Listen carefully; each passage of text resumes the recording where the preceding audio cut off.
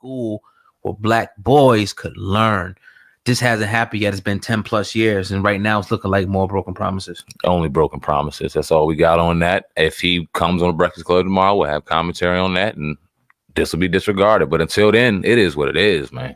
Yeah, definitely. But yeah, man, you're tuned into the Hip Hop Uncensored podcast with your brother God and SamAnt. Now, on the way here, we was coming back from Philly today, and SamAnt was seen a headline that said Master P and No Limit was doing a concert and they got booed off the stage. They got booed off the stage, man. So according to St. Louis American, fans were disgusted by the disorganization and disrespect shown by the No Limit crew and their constant delays.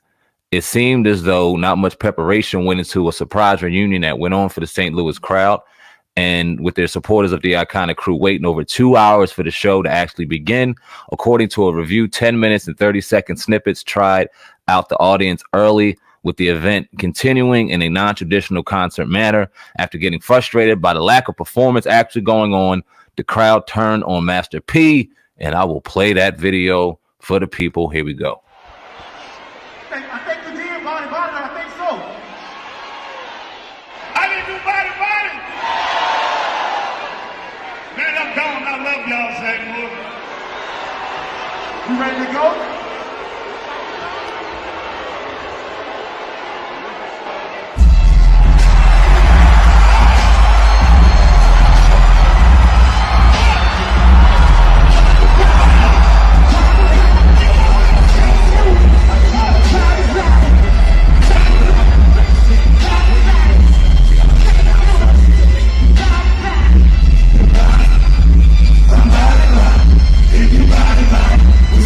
I'm still watching the video, guy. I turned it down for obvious reasons. It seemed like Master P ran off stage. The crowd got upset, ran back on stage, and continued to play. So, according to the reports, right, it seems like people are throwing some false news out there a little bit. It's not all the way. Now that I see the entire context, right. Oh man, it doesn't seem like he got booed all the way off stage. It seems like he came back. It was a surprise joint, and he continued on. But what do you think, first off, about the disorganization? Like we heard, the crowd kind of getting antsy, kind of getting frustrated, and then the headline. What do you think about that?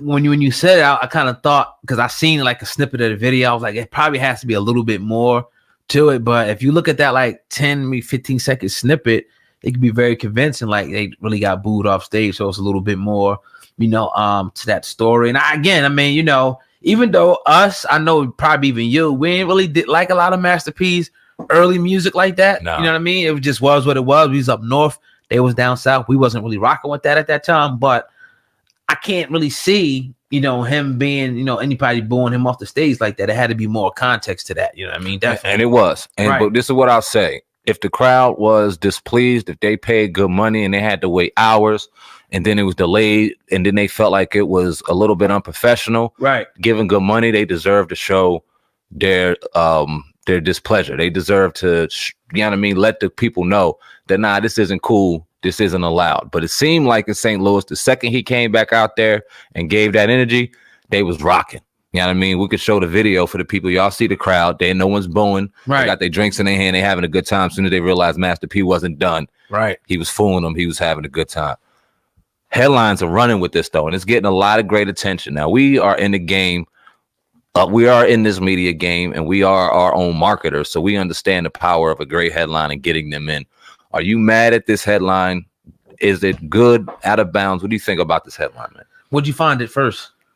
I seen it on Hot New Hip Hop. Okay. Because I'm looking at another site here. They had, a lot of people are saying the same thing. So, I mean,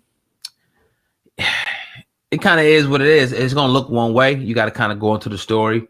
But I think most people don't. They're going to look at the headline and say, oh, damn, Master P got booed off stage. And they won't get into the context of exactly what happened unless they sit there and they watch the whole thing or click into it. But most people, I think, are going to look at the headline And not all, but most, I think. And they're going to say, oh, damn, he got booed off stage. And it is what it is, though. I mean, you know. I think this is a perfect time for the people that really watch this show and really watch and ride with this platform. We're going to do a social experiment real quick. So I'm going to let y'all know right now on Viral Hip Hop News. Right. I'm going to title this shit something about him getting booed smooth off stage. Right. And let's see how many people, for the people that's watching this part, how many people get mad just based off of the headline and didn't watch none of this context. Because I bet you people going to get hot. Oh, he didn't get booed. Oh, y'all some suckers. Oh, y'all. Watch. For the people that's listening, y'all watch. But a lot of people, like you said, it's definitely running, you know what I mean? Because it happened technically, but it didn't happen fully. So it's like, it's one of those things, man. It is. And I thank God for outlets to give it some proper narrative, because if we just went off of this little 15-second clip,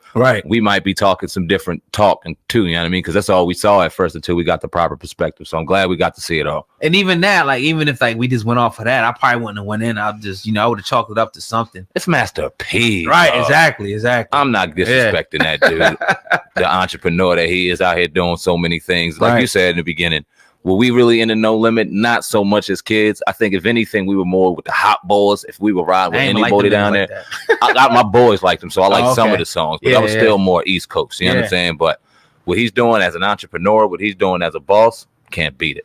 Nah, not at all, man. But that's a dope story right there. You know, from Master P and a lot of outlets running with the false news. So we cleared it up here. So make sure y'all listen to this whole entire segment, so you know that we give it to you the real way. Now, Akon, I think, was doing an interview saying, man, you were saying that he talked about 6ix9ine and him snitching, man. I think the people definitely want to hear that joint. Especially off the energy we came in today, man. But we'll get deeper into that as this segment goes along. Tekashi 6ix9ine is set to go for his verdict in his trial later on in December.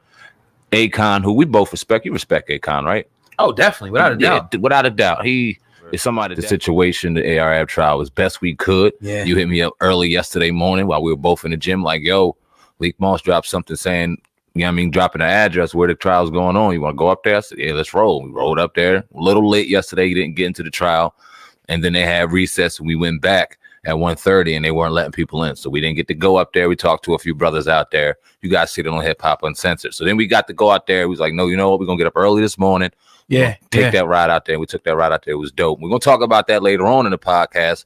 But yeah, man, it's been dominating the last couple of days. We got that kind of, you know what I mean, that energy around us. But we got a great lineup today. Very excited to get to the lineup today. What's good with you, brother? Man, I'm excited, man, to get to this, man. I think this is going to be powerful, especially when we get to the end. Yeah. Some of the developments that we got and, you know, the observations today, man. It's really learned a lot just sitting there and observing. Kind of wish we could have brought a notepad. I was scared to take anything upstairs. Yo, with so much security and shit. I had a notepad this morning. I'm like, I don't even want to be seen with this shit. I'm cool. I'm not right. I'm good. Yeah, we got a story. Make sure y'all stick around for that. Also, do not forget to hit that 5-star rating. Leave a comment. And make sure you subscribe to the podcast, because you're going to want to be alerted the next time we drop another episode, which will be in a day or two from now. So Dr. Umar Johnson, you know, I'll say about a week and a half ago, put up a post, you know, there. I'll put it up on the screen to verify that on Instagram, pretty much saying that he will be having another interview on the Breakfast Club. Now, this is amid, you know, us and other people calling Dr. Umar Johnson out for what they're calling now the FDMG school scam at this point. So I got to ask you, Sam, man, you've been searching, I've been searching. We're waiting for the interview, waiting for the post, and people, we ain't the only ones, because if you look in Umar Johnson's comment section on Instagram and all the social media outlets, people are asking, where is that Breakfast Club interview that Dr. Umar Johnson promised? Is this just another broken promise by Dr. Umar? Is he bluffing? Are they waiting to put it out? SamAnt, what's the verdict on this situation here? Oh, God. I mean, it's only my opinion. I think, in my personal opinion, that Umar Johnson wasn't telling the truth the entire time. I think that he may have felt the pressure. And as I'm going through my notes, aka our analytics,